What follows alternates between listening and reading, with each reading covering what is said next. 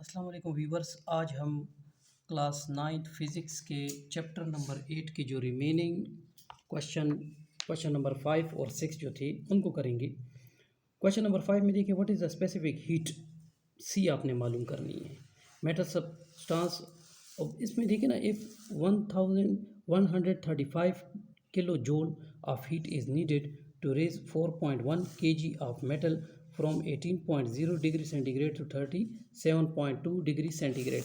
तो इसमें आपको उसकी जो हीट है डेल्टा क्यू वो दी हुई है 135 किलो जूल, ये आपको दी हुई है। तो किलो की जगह पे हम 10⁻³ भी लिखते हैं, मल्टीप्लाई बाई 1000 भी करते हैं, तो 3 जीरो लगा दें यहाँ पे। टेम्परेचर T1 जो है 18 डिग्री है इनिशियल टेम्परेचर उसका, तो इसको केल्विन में कन्वर्ट करने के लिए 273 इसमें ऐड कर दें और ये आपके पास 291 आ जाएगी। टेम्परेचर T2 37.2 डिग्री सेंटीग्रेड दिया हुआ था, इसमें 273 ऐड करें तो 310.2 केल्विन आ जाएगा। चेंज इन टेम्परेचर तो T2 माइनस T1 है, तो 310.2 में से 291 जो है माइनस कर दे तो 19.2 आ जाएगा। और मास आपको दिए है 4.1 kg।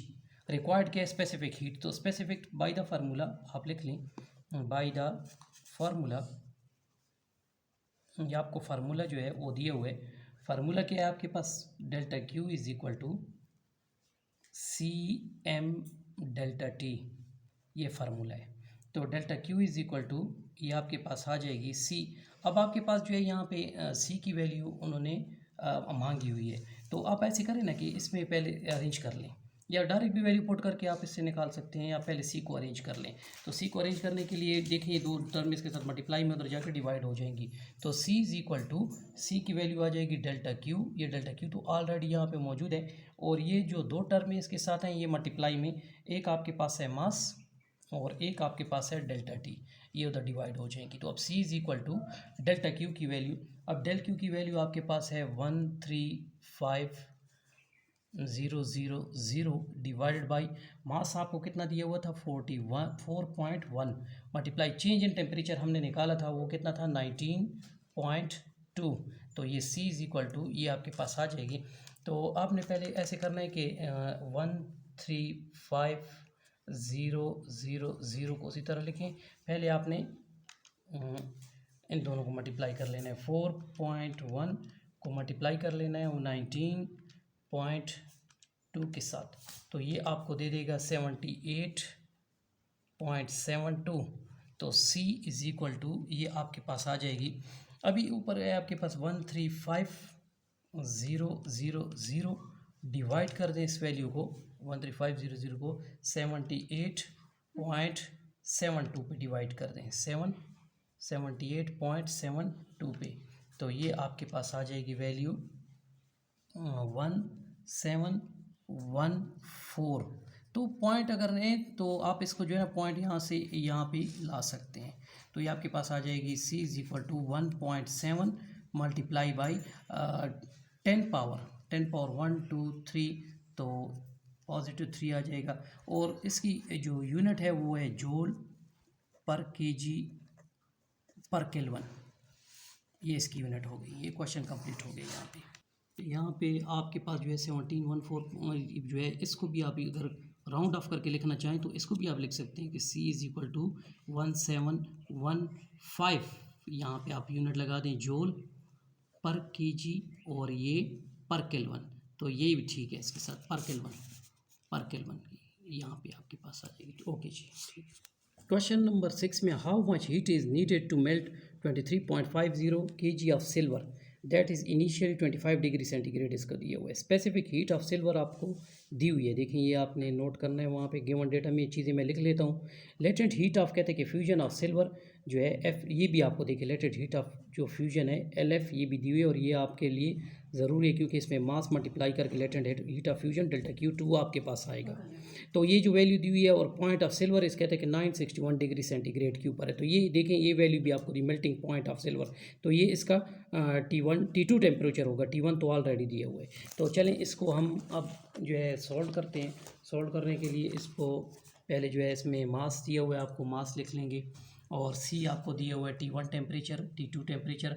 तो देखिए यहाँ पे मैंने वहाँ पे जो दिया हुआ था तो मैंने यहाँ पे ऐड कर दिया कि मेल्टिंग पॉइंट ऑफ सिल्वर ये दिए हुए, तो इसमें प्लस करके मेरे पास 1234 केल्विन आ जाएगा। चेंज इन टेम्परेचर करना है तो इस टेम्परेचर में से मैंने इसमें से माइनस कर देना है इसको 298 को, तो ये 936 आ जाएगा। लेटेड हीट ऑफ फ्यूजन भी वहाँ पे दी हुई है क्वेश्चन में, वो भी मैंने लिख ली है। तो टोटल हीट जो है मालूम करनी है सिल्वर। तो सोल्यूशन पहले आप लिखें, सोल्यूशन में पहले लिखें कि एस आपको पता है कि डेल्टा Q1 अगर मैंने निकालना है डेल्टा Q1 तो वो है CM डेल्टा T के बराबर होता है। तो आपके पास यहाँ पे जो है वो C की वैल्यू दी हुई है वो 230 है, वो 230 लिख लें आप यहाँ पे, 230 दी हुई है। मास भी आपको इसका दिया हुआ है, मास 23.50 दिया हुआ है, ये भी लिख लें आप। चेंज इन टेम्परेचर जो हुआ था तो वो मैंने लिख लिया था, आपको बताया कि ये आपके पास आ गया 1234, ये आपके पास आ गया। तो ये जो है इसके पास आपके पास हीट डेल्टा Q1 आ जाएगी, ये डेल्टा Q1 यानी डेल्टा Q1 जो है हीट, वो इनको हमने मल्टीप्लाई करके जो है वो निकाल लेना है, यानी मल्टीप्लिकेशन से जो है आपके पास आएगी। तो यहाँ पे अब आप देखिए मल्टीप्लिकेशन करते हैं इसकी, तो इसमें आप 230 मल्टीप्लाई बाई कर लें 23.50 और मल्टीप्लाई कर लें आप इसके साथ 1234 को, तो ये मल्टीप्लाई करें इक्वल, तो ये आपके पास आ जाती है, यहाँ तकरीबन ये आपके पास आ जाती है 6,6,9,7,7,0।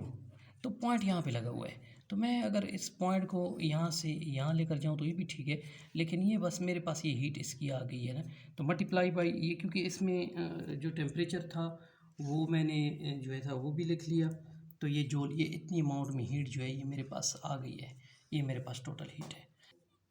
यहाँ पे हमने टेम्परेचर जो डाला है, ये टेम्परेचर को देखें, यहाँ पे टेम्परेचर है आपके पास 936 है, तो 936 ये टेम्परेचर है। अब आप इसको जो है मल्टीप्लाई करें 230 मल्टीप्लाई बाई 23.50 मल्टीप्लाई बाई 936 तो 936 मल्टीप्लाई कर लिया, तो ये आपके पास आ गया, ये जो वैल्यू आई आपके पास डेल्टा Q1 की वैल्यू जो है ये आपके पास आ गई है 5059 पॉइंट। तो यहाँ पे यहाँ से पॉइंट लेकर यहाँ तक आना है आपने, तो डेल्टा Q1 जो है आपके पास 5.05 और ये यहाँ से देखिए 90 ये भी है इसका 080 यहाँ तक है,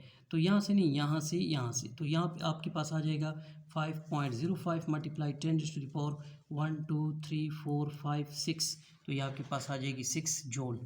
तो ये अब डेल्टा Q2 आपने निकालना है, डेल्टा Q2 वो इसमें मास और लेटेंट हीट ऑफ फ्यूजन की मल्टीप्लिकेशन कर दे। तो मास आपको कितना दिया हुआ है 23.50 multiply by latent heat of fusion जो है वो मैंने यहाँ आपको बताई थी कि वो है 8.82 मल्टीप्लाई बाई 10⁻4 आ गई आपके पास। तो ये आपके पास आप इसको मल्टीप्लाई कर लें 23.50 मल्टीप्लाई बाई 8.82 तो ये आपके पास आ गई है 207.27। तो यहाँ से हम चूँकि इसको नेगलेक्ट कर लें, यहाँ से यहाँ तक अगर आ जाएं, ये आपके पास यहाँ से यहाँ तक, तो ये आपके पास आ जाती है 2.07 मल्टीप्लाई बाई 10⁻1 2 जूल, ये आपके पास आ गई। ये डेल्टा Q2 आपके पास आ गया, डेल्टा Q2 यानी कि डेल्टा Q2 की वैल्यू भी आपके पास आ गई है, ये डेल्टा Q2 की वैल्यू आ गई है। अच्छा, अब ये टोटल हीट जो रिक्वायर्ड होगी, तो टोटल आप लिख लें, टोटल हीट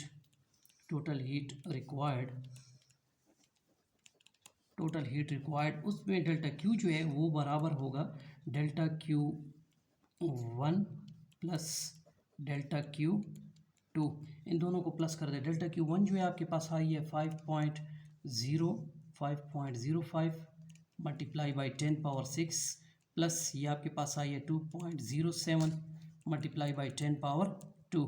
तो इन दोनों वैल्यूज़ को जो है प्लस कर दें तो ये आप देखें आपके पास आ जाएगा 5.05 एक्सपोनेंशियल प्रेस करें और ये 6 आ जाएगी आपके पास, प्लस कर दें इसमें 2.07 एक्सपोनेंशियल प्रेस करें और इसकी पावर कितनी है 2 है। तो ये आपको दे देती है 5, ये टोटल हीट जो इसको रिक्वायर्ड है। डेल्टा क्यू जो है वो आपके पास आ रही है 5.050207। तो पॉइंट यहाँ पे है तो पॉइंट हम यहाँ से यहाँ ले जाएंगे तो डेल्टा क्यू जो है वो आपके पास आ जाएगी 5.05 मल्टीप्लाई 10⁻1 2 3 4 5 6। तो ये आपके पास 6 जोड़ ये टोटल अमाउंट ऑफ एनर्जी चाहिए होगी। तो डियर स्टूडेंट्स यहाँ जो है क्वेश्चन कंप्लीट हो गए चैप्टर 8 के, इनकी प्रैक्टिस करें अच्छे तरीके से और अगर कोई प्रॉब्लम है मेरे साथ कांटेक्ट करें और अगर वीडियो आपको अच्छी लगे तो इसको लाइक भी करें और सब्सक्राइब भी करें ताकि नेक्स्ट जो मेरी आने वाली वीडियो है वो आप तक पहुँच सकें। ओके जी, अल्लाह हाफिज़।